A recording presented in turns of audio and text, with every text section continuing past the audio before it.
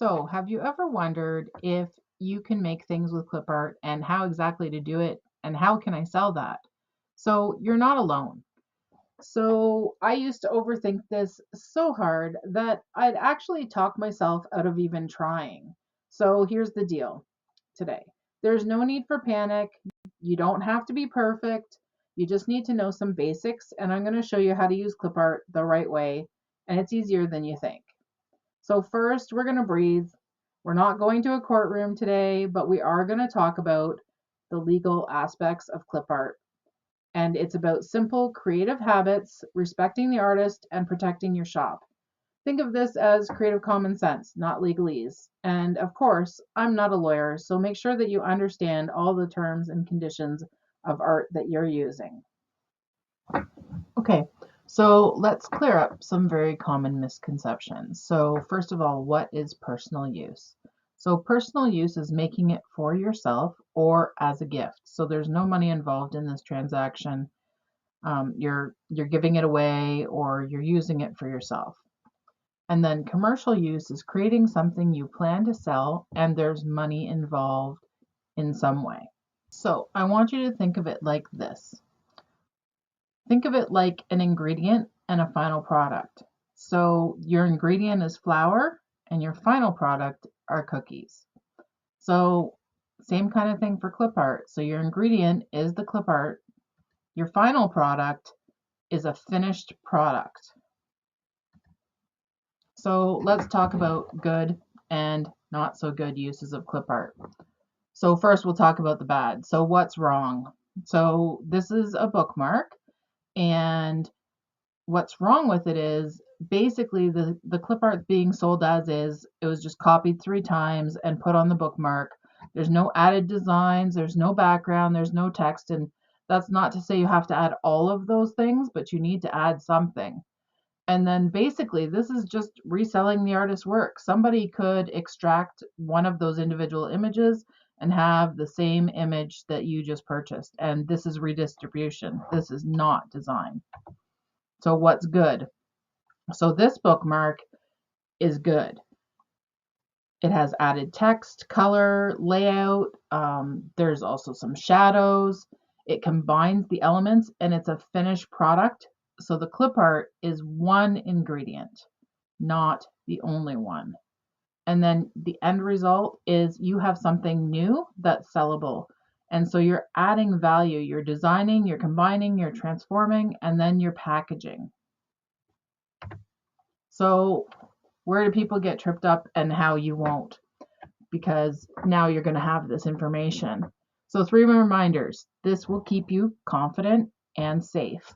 So first of all, read the license for the clip art you're using. Most artists are super clear, some are not.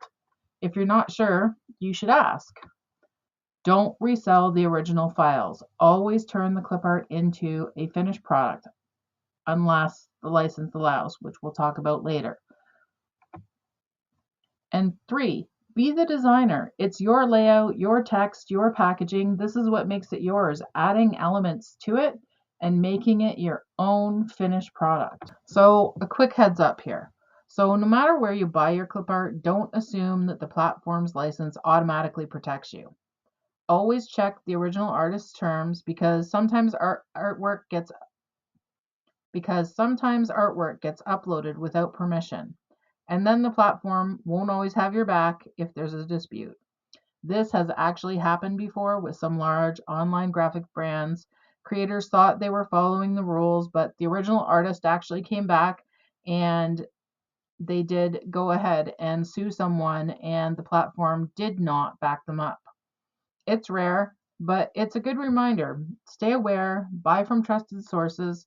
Getting it directly from the creator is usually your best bet.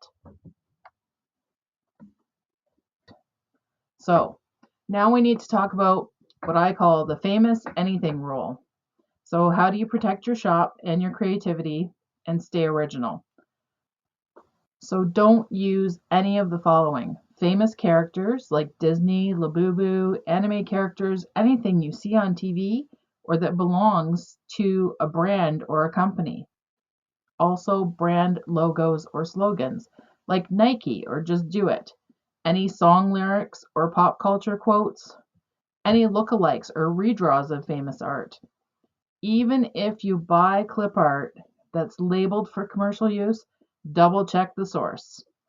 And even if you redraw it yourself, if it's recognizable, then it's protected. So if you buy a set of Disney clip art from Etsy and it says you have commercial use, but it's of Disney characters, you don't have the right to use that, and you are responsible for making sure that you only use things that are allowed. Now, do other people do this? Yes. But the problem is this can get people into really big legal hot water, and you just don't want to go there. So, important to know before you design or sell. Copyright and trademark laws are international. They apply no matter where you live or sell. So even if you live outside of the US, those laws apply where you live and sell, and they can sue you, even though you don't live in the US.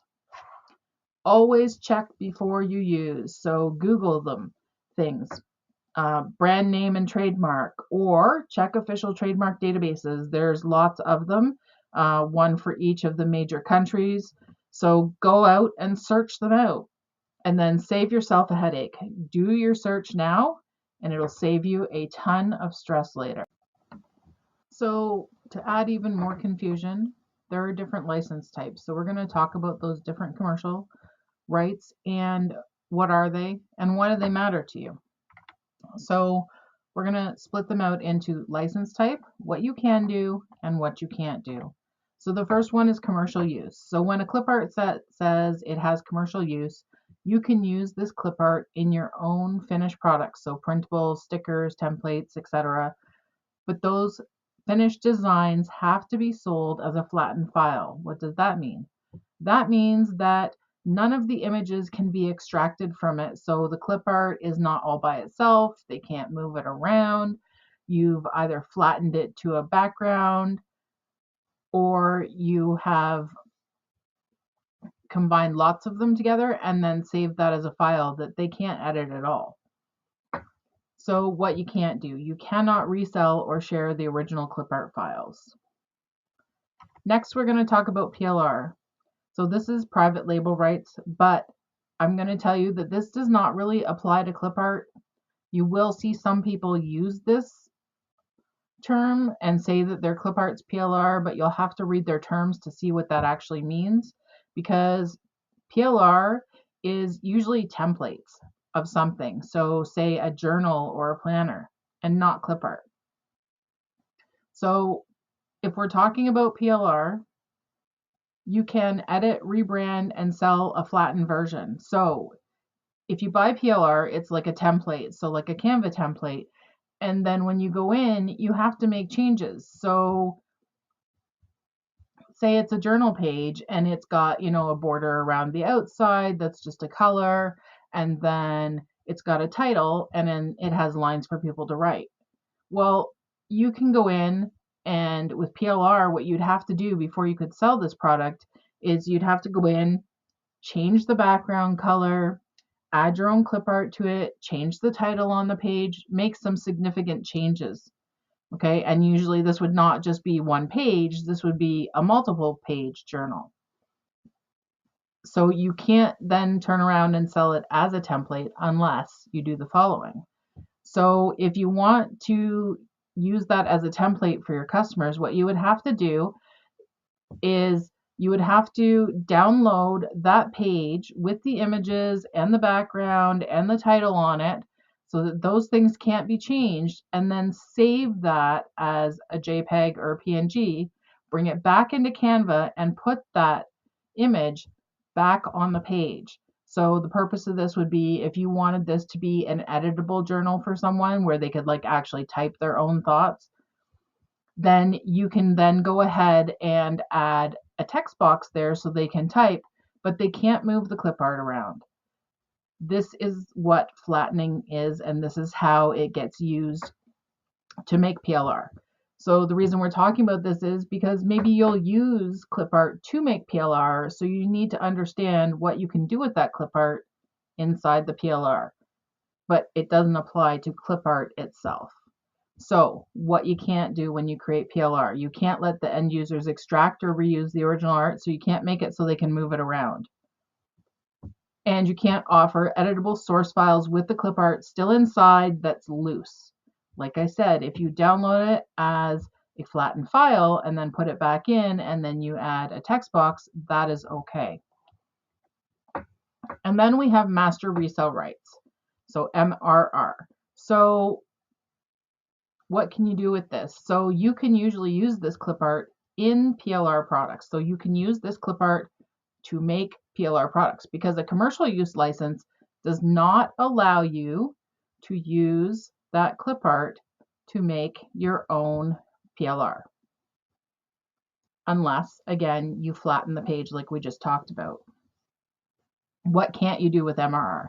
You still can't resell or redistribute the raw clip art pack itself for the most part. You can't pass on rights to the customer to use the clip art in new products or sell it as clip art. So like they can move the clip art around in the document that you've sold to them as PLR, but they can't put it in a new product and they can't sell it as clip art. They can just move it around within your product, create new pages, move it to new pages. You're going to assume that MRR means the same thing, and you can't. So you can't do that. You can't assume it means the same thing to every person. So it varies. So as a general rule, you have to read every creator's license. The definitions of commercial use, PLR, and MRR vary from person to person, and unfortunately, there's not like a clear, distinct rule of what you can or cannot do.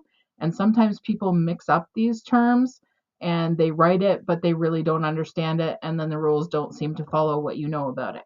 So make sure you understand, and if it's not clear, ask the creator before you buy it.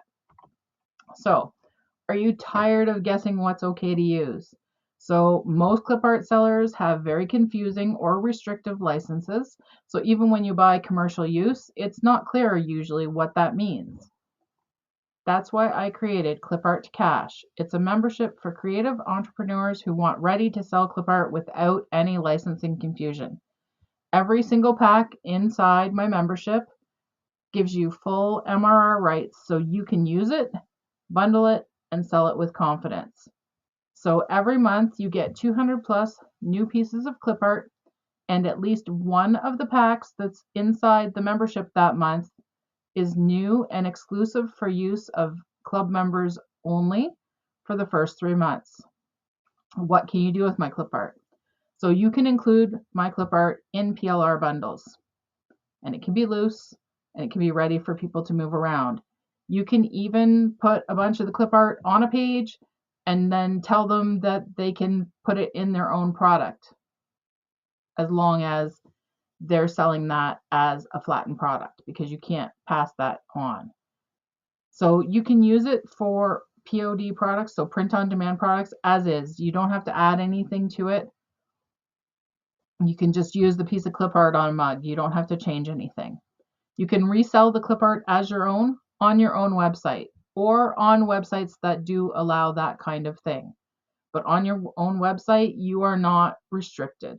So you can resell it as your own. You'll probably want to take it and maybe combine a few packs together, change things a little bit so that, your pack doesn't look exactly the same as everybody else's pack, but you are free to use these to sell as you wish. And then you can also use it in unlimited personal and commercial products. So I don't limit you. I don't tell you you can only make 10 products to sell. What can't you do? So these rules are pretty simple. You can't sell the file as is on Etsy. This is Etsy's rule, not mine. You also can't do that on Gumroad. There's a lot of websites where you can't do this. You can't just resell someone else's art just the way it is. And you also can't use it to create a competing membership with mine. But in general, there's no fine print, there's no gray areas. It's just ready to sell for you. And I want you to be able to build your business your way. So the link for the membership is down below in the description. You can click on that link there. Also, every month in the Clipart Cash membership, you also get weekly trend reports and one over-the-shoulder product creation using one of the trends. There's also different trainings within the membership of how to make different things, such as how do you make a bookmark? How do you make wall art? How do you make all kinds of different printable things? And so that is along with the clip art that you get every month. And right now we're having founders pricing. So like the first people in the membership get a special price. And then at some point the price is going to increase drastically. So if you want to get in, now would be the time. So if you follow these simple rules, you're not going to mess this up. You're not going to get sued. You're just going to learn how to do it right. And that's powerful. So as a neurodivergent designer, I like clarity over chaos. Remember, you're baking cookies, not selling flour, add your own flavor, and keep moving on. So just to recap here, personal means for you, commercial means to sell, bad is reselling the original file, good is transforming the clip art into a finished product with your design, and always read and understand all of the licensing terms. And if you're not sure, ask the creator. So if you want some clip art to start with, I have a freebie. The link is down below, and it gives you 10 clip art niches and 10 free clip art designs, all safe, ready to sell, with commercial use, perfect for beginners. And if you join the membership, you'll get full MRR rights so you can grow your business however you want. Listen, you don't need to be perfect. You need to have clarity and a first step. So use clip art like an ingredient, add your flavor, and ship it. So thanks for hanging out with me today. And I just want you to know you've got this. Progress is better than perfection every single time. Make it messy, make it yours, clip